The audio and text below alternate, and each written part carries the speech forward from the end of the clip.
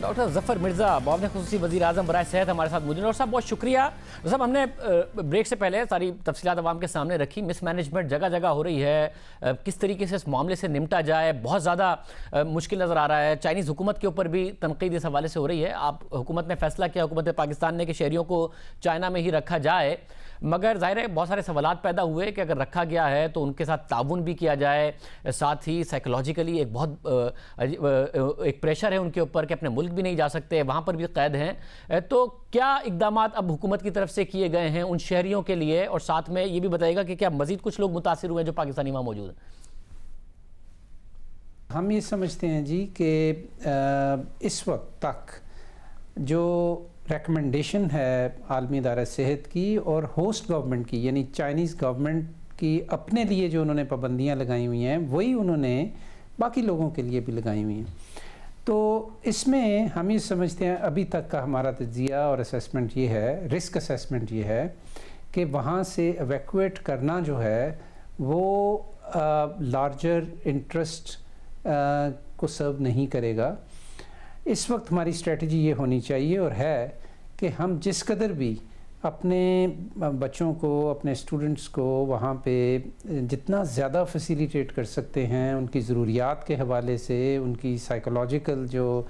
ان کی انریسٹ ہے اس کے حوالے سے، انگزائٹی کے حوالے سے، وہ ہمیں کرنی چاہیے۔ پاکستان کی گورنمنٹ کو ایک ایکسیپشنل ویور دیا ہے چائنیز گورنمنٹ نے کہ ہمارے کچھ آفیسرز کو انہوں نے اجازت دی ہے کہ وہ ووہان میں جائیں،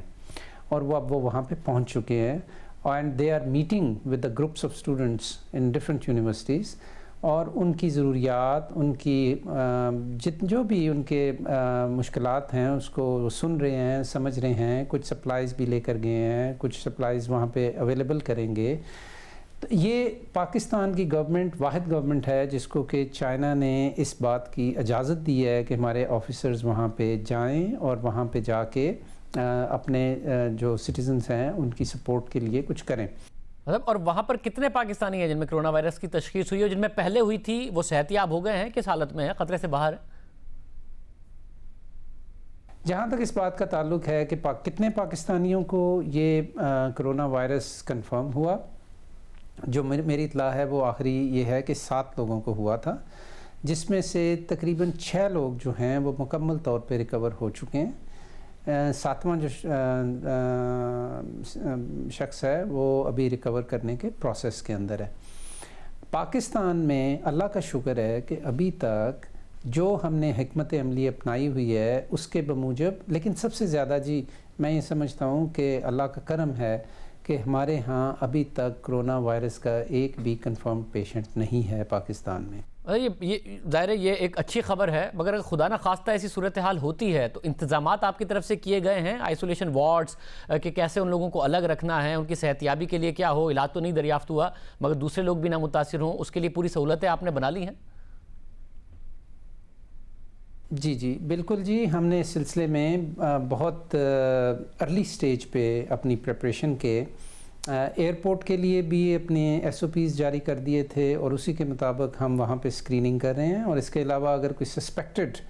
ہمیں شخص ملتا ہے جو چائنا سے واپس آ رہا ہے تو اس کے لیے بھی ایک گائیڈ لائنز ڈیولپ کی ہیں کہ اس کی کلینکل کیئر کیسے کرنی ہے، اور اس کے لیے آئسولیشن وارڈز ہسپتالوں میں، isolation rooms I should say,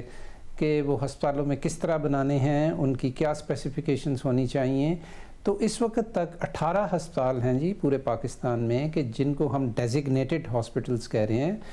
کہ جہاں پہ ہم نے آئسولیشن رومز ڈیولپ کیے ہیں، وہاں کے عملے کو